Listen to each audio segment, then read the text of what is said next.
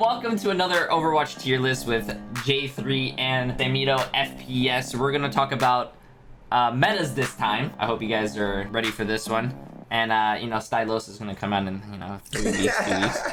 They're good videos, though. They are good videos. Good videos. The support on the channel has been insane recently, so if you're a new viewer to the Florida Mayhem channel and you're not subscribed and this video's come up and you're recommended, please hit that subscribe button and just consider it at least. We've been working really hard to put out a lot of great content for you guys, so it'd mean the world if you would come in here and subscribe to the channel, because I have my series coming out on Mondays, Jay's are coming out on Fridays, and I think, Jay, we might have to have you on Guess My SR on Monday sometime soon, have a little competition with that. You know, there's some interesting clips if you're down. I am always down. I'm always down. Let me know. All right, we'll do that. But yeah, all you new people, please hit that subscribe button. Leave a comment down below for what you'd like to see next, what you agree with and what you don't. We'd really appreciate that. Without waiting any longer, let's get right into the video. Okay, first one is Beyblade. Okay, so I played the Reaper in Beyblade. I love Beyblade. It was my first competitive meta, to be honest. That's what got me into the competitive scene. That's what I started playing in tournaments. So I mean, I think Beyblade was fun. You know, way back, you know, when. Are you gonna say Golden Age or fun? I'll say fun. I don't think Golden Age is, but okay. I mean, actually, I don't know. That was all the way in the beginning. You know, pre-Overwatch League. You had those little mini tournaments that were actually really fun. You had all the people being like come up players. I'd probably say fun. I think it was fun. Personally, for me, it was fun because, you know, back then, you know, Ana nano boosted you and you run around like you're running a little faster. You're faster. You had the damage. You had the reduction of damage. So I think it was fun. I think a part of me wanted to put it in Golden Ages, but I think that was more because Overwatch was fresh. Because if that came out right now, it would be unbelievably broken, right? I'll agree with you, and I'll put it in fun, just because back then the game was so simple, right? And it kind of stuck true to its mechanics that made it really unique and fun. Obviously, more counterplay came as time went on, but that was like right when Ana came out. I think that was like a peak Overwatch time. The only reason I personally won't put it in Golden Age is because, I don't know, if that came out now, I know that people would not like it. You know what I mean? Oh, like, yeah, that's true. It was bearable back then. Yeah, because the game was kind of fresh, but we'll go to the next one. I think it was a fun meta, though. The game was pretty enjoyable. There were a lot of different heroes that you could play. Genji was still pretty good back then. Tracer was still really good back then, and while Reaper did dominate, you know, the game was still in a good spot. I loved it, especially when Reaper had his orbs and the enemies would drop when you kill them. Yeah, the souls, man. Wow, Overwatch came a long way. Yeah, we did. All right, Bunker. Now, before we get into Bunker, I think we should rate both kinds of Bunker, because there was Double Shield Rush with Doomfist Reaper, Lucio Moira, that was played Overwatch League Season 2's Grand Finals, and then there's Mei Hanzo Bap Zen with the Breakable Barriers patch. I think those are two different things, so we kind of have to address them differently. Or maybe is Pirate Ship considered? No, that's not Pirate Ship. No, so Pirate Ship's later on. Later on, yeah. So where would you rate the Rush variant with Doomfist Reaper, Lucio Moira, Orisa Sigma? Not fun. Not fun? I think 2 shields was the most boring time to play Overwatch. Dude, you just stared at each other, just, you know, shooting shields. You had to run past the shields, but then there would be more shields. I personally, and you know, when you get past the shields, when you're about to kill someone, you had BAP that you couldn't even kill. So I mean, I think I always thought Bunker was boring to play. Yeah. So we'll say, for me, okay, so I have two kind of takes on that rushdown version with Lucio Moira. I have two kind of takes. This is where I'm gonna go with, obviously, is like, for the greater sense of the game, God help us. It was one of the worst things to happen to Overwatch. But for me personally, right, I would say it was playable or fun because it forced me to learn Doomfist, I guess. And I know you'll hate that, but I think you kind of understand where I'm coming from, where it's like, this meta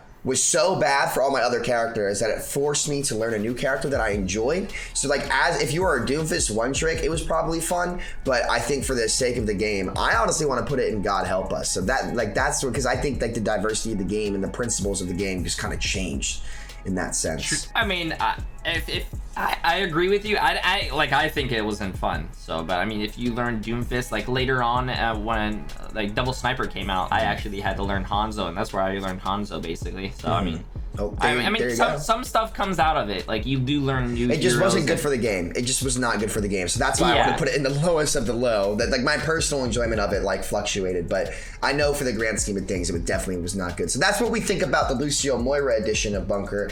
We won't put that on there because now we have to go through May, Hanzo, Bap, Zen, quote unquote breakable barriers version of Bunker. What do you think about that? Hanzo, what was it? Hanzo May, Bap, Zen. Hanzo May, Bap, Zen. I mean, at least the barriers were able to break faster because the Zen and the Hanzo. But I think I played Hanzo during that, so I think that was a little bit better than the Rush one in my opinion. It's a little bit more poke, but I mean that's my honest opinion, and I still 2 shields. I still think it's terrible because you break a shield, another shield comes up, you have to break that one. And now there's an immortality field. Yeah, but like by the time you break that first shield, that second shield comes up, and when you break that one, the other one's cooldown is already done. So that one's like I thought it was, and then the immortality field towards the end. I personally didn't like it. So yeah, I agree with you. I'm gonna put it in. It's not quite God help us, but it's almost there, right? So not fun. Yeah, not fun. I put mine in not fun. I just think playing Hanzo in that was god awful because. And this is back in Contenders as well. Hanzo got nerfed because of this, but this is literally why Hanzo got nerfed, was because he was the only hero played in the meta. All of my Hanzo stats tanked. Yeah, that's why they nerfed the arrow speed, because Hanzo was the only character that could force that could break shields and force immortality with dragons. That's why he was played so much over other DPS.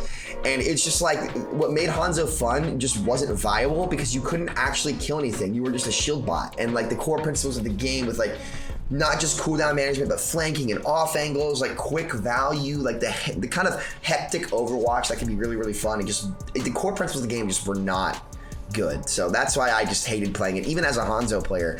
And it just was not fun for the game. Give me Ryan Zarya, give me Monkey D.Va, anything but that. I love, dude. Coming up is Dive. I love Dive. Dive, I think, was the best, but oh no. Stunned. Yeah, we have this one first. You go ahead. Stunned CC Watch. What is Stunned CC Watch? That's like right when Brig came out. Oh, so it's just Brig. That's when like. Do you remember the clip of XQC or Calvin playing Rhine, and then he got Brig stunned through his shield. Doomfist uppercut and CC'd out of the game before Ryan had steadfast and the Doomfist changes were in. You remember when Doomfist uppercut, like you couldn't get out of it? Yeah. And ball pile drive, you couldn't get out of it. It was like that. Give you like that. Yeah. Awful. Okay. So seeing how XQC doesn't play this game anymore that often, and he experienced CC Watch, I don't think that was really fun. Nah, it wasn't. I personally might put it in not fun. I'm not sure if it's God help us. It definitely wasn't enjoyable.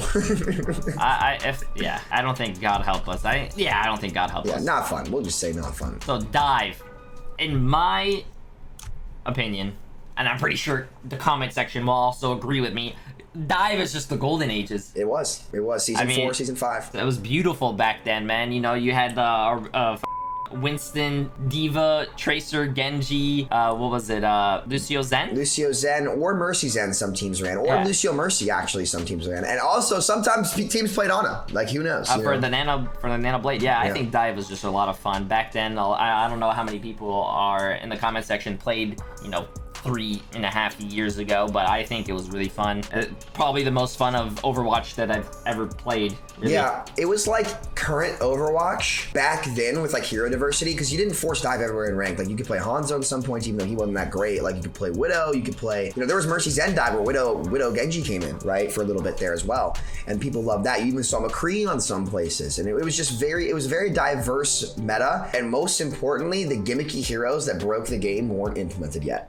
That was like true. That was kind of like, and now a lot of those characters have been balanced now, which is pretty good, but like there's still some, like, if you're going to continuously add characters, there's always going to be something that people don't like, and like that was before Doomfist had his buffs too. I think he wasn't that good, Jay, so you're good on that front. Doomfist wasn't even. He was. Doomfist came in season 4 or 5. Oh, really? He wasn't added yet. And I was just gonna say Brig wasn't added. Thank God, not diving into that. Yeah, that was game ruining. But Jay, real quick, a quick shot at Brig. It's really funny how everyone in the community was like, "Oh my God, you're just so wrong about Brig. She's fine." And then the second that Brig doesn't become a dominant character, the core principles of Overwatch come back that everyone loves. Oh wow! Funny. Isn't that crazy how that works? I'm having like Overwatch right now is actually like you said, a lot of fun. I think it's fun. Oh yeah, it's in the fun category for me. You could play literally anything that you want. You could play dive. You could play tanks. You could play double shield. That's what I think Overwatch should be. Yep, I agree. Anyway, we're kind of rambling here. Dive, Golden Ages, you missed it. Unlucky for you. But all right, Jay, this is going to be interesting here. What do you think about goats? Okay, I have mixed feelings, and hear me out. I think GOATS was actually really fun, but the only thing that wasn't fun about it is that it lasted 10 months, I believe. Yeah. Which I don't think is fun. I think that, like, a month or two of it would be like, you know, hey, this is fun, and then change of it, and you're like, oh, hey, man, I miss it. But 10 months of it, I think it was boring. Towards the end, I was like, yo, get me the hell out of here. Yeah, I agree with you, honestly, and I was one of the biggest advocates against goats as well, specifically because of Brig, and obviously, like, I had to play the Brig role. But to be honest, like, there were a lot of principles of goats that were actually really fun. I agree with you, like the fast-paced game, the cooldown management, the mechanics, the positioning. Like, it was a crazy meta, right? The only problem with it was, yeah, I loved it. The only problem with it was, like, there was not any answers to it for so long, and Brig is what enabled that comp, as well as the sound barrier buffs. Like, if there was a little bit more counterplay and it didn't last as long as it did, heck, we might not even be in 2-2-2 role queue right now. In my opinion. That is true. You know, and it's like, I'm not against 2-2 roll queue. I think it solved a lot of issues for the game, but I am questioning, honestly, if we need it for Overwatch 2, right? Do we want to go back to that classic Overwatch feel, which would be a fun little discussion we can have at some point as well. So for me, I want DPS, 1 support. Oh, yeah? Yeah, geez Louise. But for me, GOATS, I feel like for what it was, it shouldn't be God Help Us, but it became God Help Us because of how it was handled, in my opinion. But I don't know if I want to put it down there, because when if I put it on and played it for 2 weeks right now, I would put it in fun. I mean, I have a custom game mode for 6v6 GOATS. Yeah, while I'm waiting for games. Yeah. So I'm going to put it in not fun personally, and we're just going to say that if that meta was handled differently and like a little bit more quickly, it could have been fun, but it was just because for me, how dominant Brig was against every DPS in the game that you tried to play into it, and how long it lasted without an answer made it not fun. So could have been good, but wasn't quite there. Yeah, I can agree with that. I just didn't like how long it lasted, but personally, it was really fun to play, just going like, you know, straight into each other, like you said, cooldown management and everything. Moth V1. So this is like Overwatch League when it first started. I'm pretty sure it was when I started changing Mercy and she was able to Valk, you know, wait, no, I don't think. What, Valk fly around and get an instant res? Just one instant res, right? Yes. Are we talking Moth V1 is in like the multi-res? Or are we talking, hold on. No, I think Moth V2 is the multi-instant res. Like you can res someone and then res another person. No, I know that one, but like in Moth V1, is that the one where you res your whole team? You know what, maybe?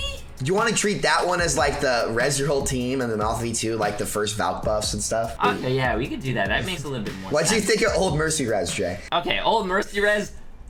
I can't say that word on YouTube. I was gonna say your favorite word, but no, you can say it. You can say Moth V1. I think multi-res dog, dude. Mercy, I'm pretty sure, I don't know, let's see, the comment section again, you know, when you're killing enemies and they're just dying on point and you see a Mercy just staring at a wall, hiding in a corner, oh, boom, pew, five people rezzed, oh my god. Oh my god, yeah, God help us, I'm putting it in that one. God help us. Yeah, I think Mercy, a rezzing ability in an FPS game, pretty strong. It's strong, but I don't think that's good. Like Immortality, but I mean, I agree. I always say this, like, especially when you remember like a couple seasons ago where like a lot of the Mercy mains were complaining that Mercy was bad, and I'm like, Mercy was Mercy's never been bad. She's never been bad. Like, it's just that she was changed. It's the changes, and on top of that, like res as an ability, especially on ladder, is really, really strong. Mercy's skill set is very unique. But that's why I didn't get the whole rework Mercy meta. It's like, listen, y'all, like, she's a good character. She's just as good as the DPS that plays with her a lot of the time, you know? And that's how the hero's designed. She's a support like that, you know? She's a single target healing support, you know, with a res ability and a damage boost ability. It's pretty strong, but we won't get into that. I mean, Mercy players might not like Mercy, but I mean, I like Mercy sometimes on my team when I'm playing Ashe or stuff like that. And I think that's think that's very... They gave her more options through additional characters in the game, and I think that was pretty good. Yeah, I think it's good. So Moth V2. I'm pretty sure Moth V2 is, I'm guessing this, are we going to consider it Mercy now, or Mercy with, you know, she could res, ult res? The broken one. The right after the rework. Okay, so where she could Valk and then res 2 people? Yeah, where she was the best hero in the game. She could fly across the map like a spaceship. I know where I'm putting it. What, God help us? God help my soul. I mean, dude, I think, like I said previously, the res is garbage. I don't think res should be in it, especially 2 instant reses. I don't.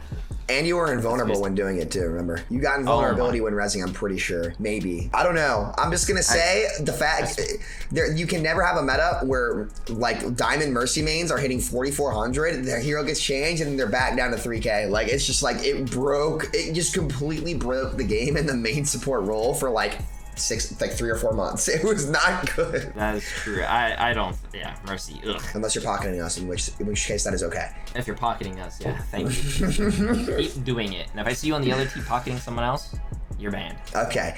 This one Jay and I had to talk about beforehand, the Omnic Crisis, and I believe this is the week in like season 4, a lot of you old school players remember it, where Blizzard buffed Bastion, and he was the second most broken hero to ever come out in the game, number 1 being OG Brig.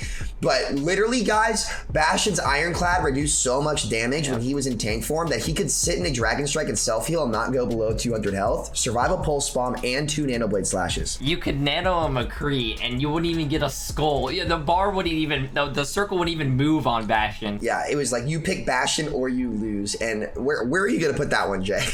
I think it lasted like a week or 2. I think that was the shortest meta. It was.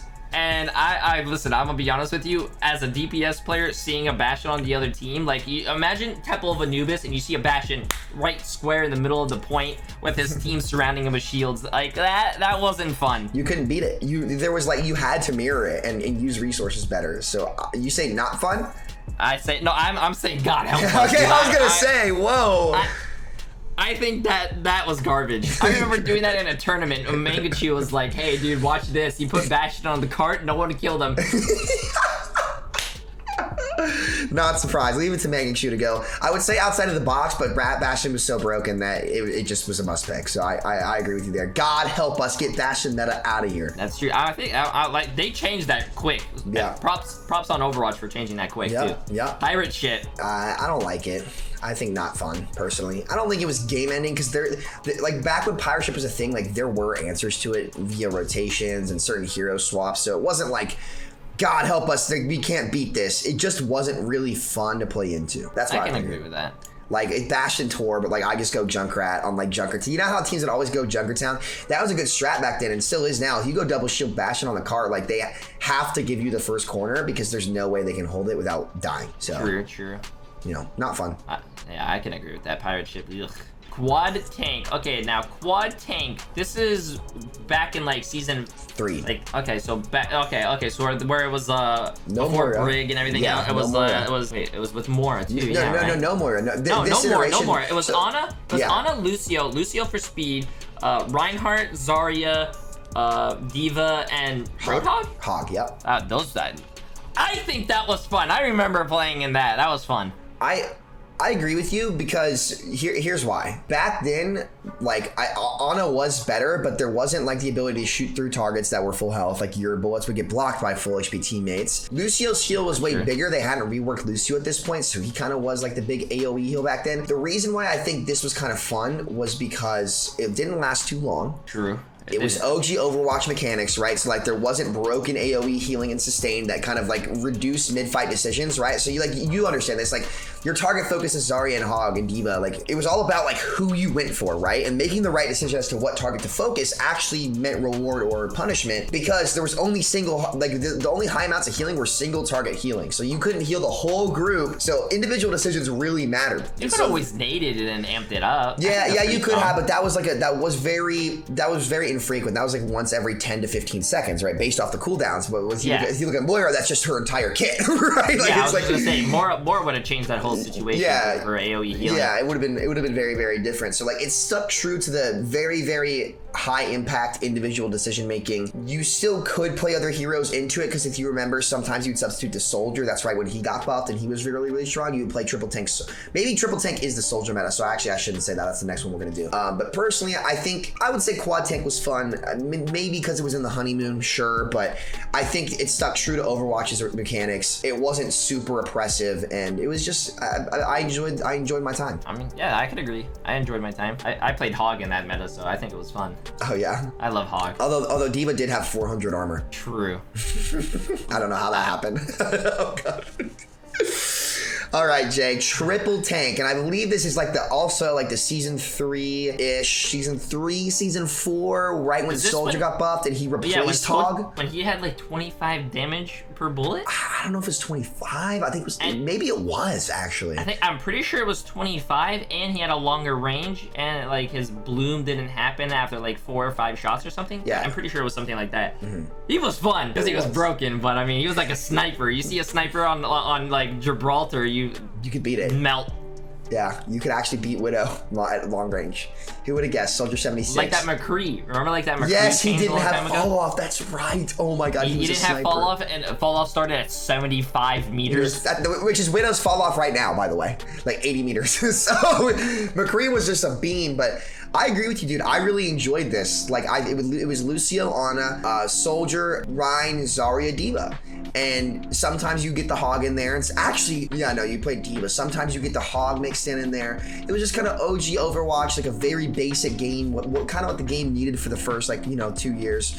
And it was fun. I would say, I wouldn't say it was Golden Age, right? No, but I don't think it was fun. Golden Age.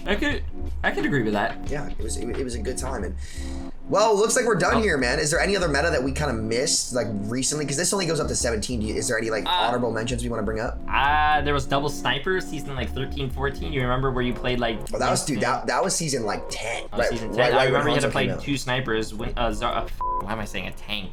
Widow and Hanzo. That's where I learned how to play Hanzo. I remember that. I had fun just because I played Hanzo for 10 seasons, and he was, like, mediocre at best, right? And then all of a sudden, he was the best hero in the game, and I was, like, easy 4.6 plus the whole season because I was just farming lobbies.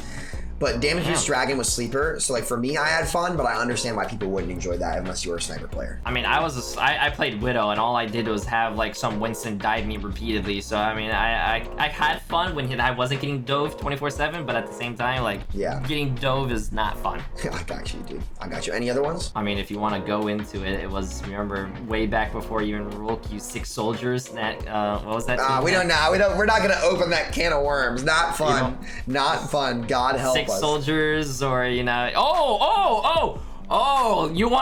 go back to the golden ages, and I'm pretty sure chat is gonna be like, when the f did this happen?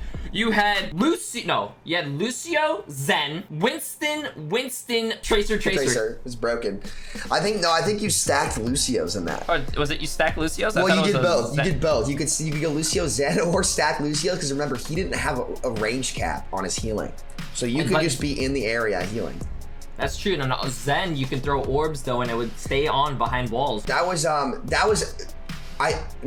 know if that was when that happened, because remember, Zen didn't get his rework change with the trance buffs, because remember, his trank was really slow back when the hero limit was not on. So like, he didn't get buffed till like season 2, early season 2 or late season 1. I don't remember when it was exactly. I thought it was during the same time.